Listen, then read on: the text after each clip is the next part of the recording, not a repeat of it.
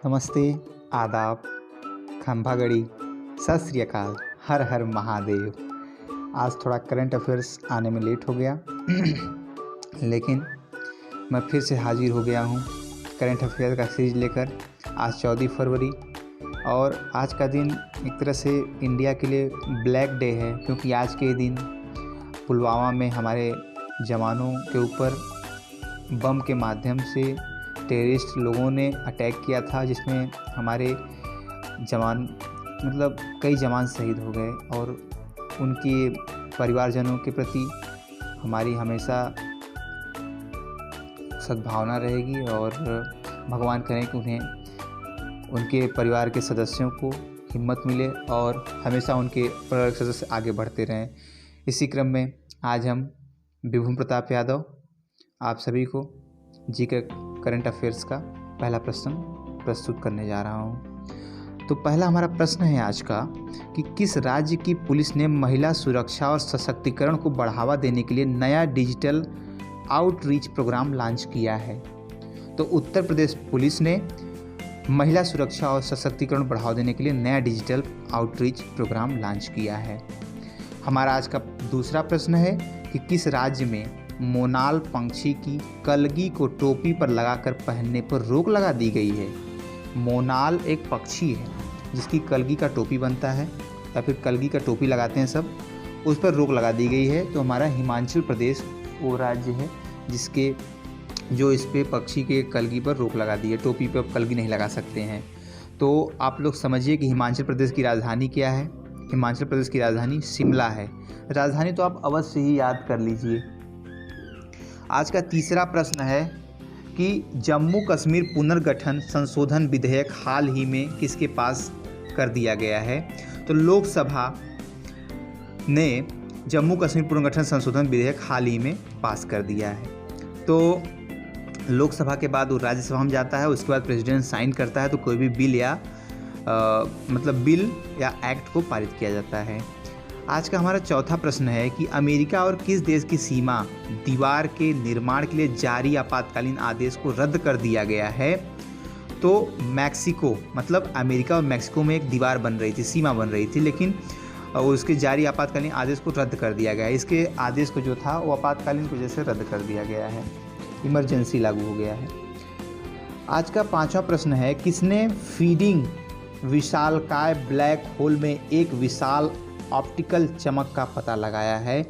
तो भारतीय खगोलविदों ने, हमारे जो भारतीय एरोनॉटिक्स के लोग हैं जो उस पर रिसर्च करते हैं पृथ्वी पर, सन पर, उन्होंने पता लगाया है कि विशालकाय ब्लैक होल में एक विशाल ऑप्टिकल चमक का पता उन्होंने लगाया है।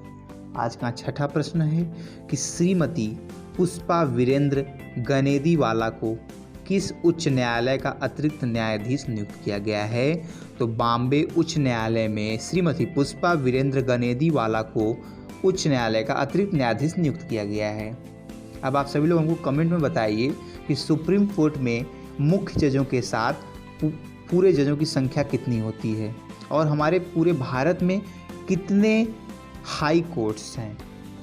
आज का सातवां प्रश्न है कि मोनिता प्रजापति ने 36वीं राष्ट्रीय जूनियर एथलेटिक्स चैंपियनशिप में कितने किमी वॉक रेस में नेशनल रिकॉर्ड बनाया है। तो मोनिता प्रजापति ने 10 किमी वॉक रेस में 36वीं राष्ट्रीय जूनियर एथलीट चैंपियन में अपनी रिकॉर्ड बनाया है उन्होंने। आज का आठवां प्रश्न है कि किसने भारत का पहला डीजल परिवर्तित सीएनजी ट्रैक्टर लॉन्च किया है। तो अभी जल्द में ही ये बात आई है कि अब सीएनजी ट्रैक्टर भी लॉन्च किया गया है। तो श्री नितिन गडकरी ने इसे लॉन्च किया है, जो हमारे परिवहन मंत्रालय के मंत्री हैं और जहाजरानी के भी मंत्री हैं। आज का 9वां प्रश्न है कि किस राज्य ने प्रज्ञान भारती और भाषा गौरव नामक 2 योजनाएं शुरू की हैं। तो असम राज्य ने प्रज्ञान भारती और भाषा गौरव नामक योजनाएं शुरू की हैं।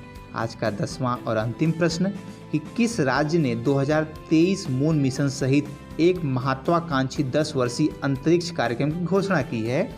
तो तुर्की एक नया राष्ट्र बना है जो कि 10 वर्षीय अंतरिक्ष प्रोग्राम की घोषणा की है। तुर्की 2023 में मून मिशन पे भी जा रहा है। तो यहीं पर आज हमारा करंट अफेयर्स का सेशन समाप्त हुआ और इसी के साथ आपका बहुत बहुत धन्यवाद। और आज का थॉट है कि life is like riding a bicycle, to keep your balance you must keep moving. अर्थात ये जो ज़िंदगी है ये बाइसिकल की तरह है। बाइसिकल की तरह क्या मतलब, बाइसिकल को चलाने के तरीके की है कि अगर जैसे ही हम बाइसिकल को चलाना बंद कर देते हैं, हम अपने बैलेंस को खो देते हैं, अपने संतुलन को खो देते हैं और गिर जाते हैं। इस तरह से हम कहेंगे कि हमेशा लाइफ में आगे बढ़ते रहिए और अपने दृष्टिकोण को हमेशा उच्च रखिए, अपने दृष्टिकोण को हमेशा सामने रखिए और अपने लिए पहले सोचिए। अगर आप कुछ बन जाएंगे तो आप जरूर ही देश और अपने परिवार, अपने समाज के लिए कुछ अच्छा कर गुजरेंगे। तो इसी के साथ आपका बहुत बहुत धन्यवाद। जय हिंद।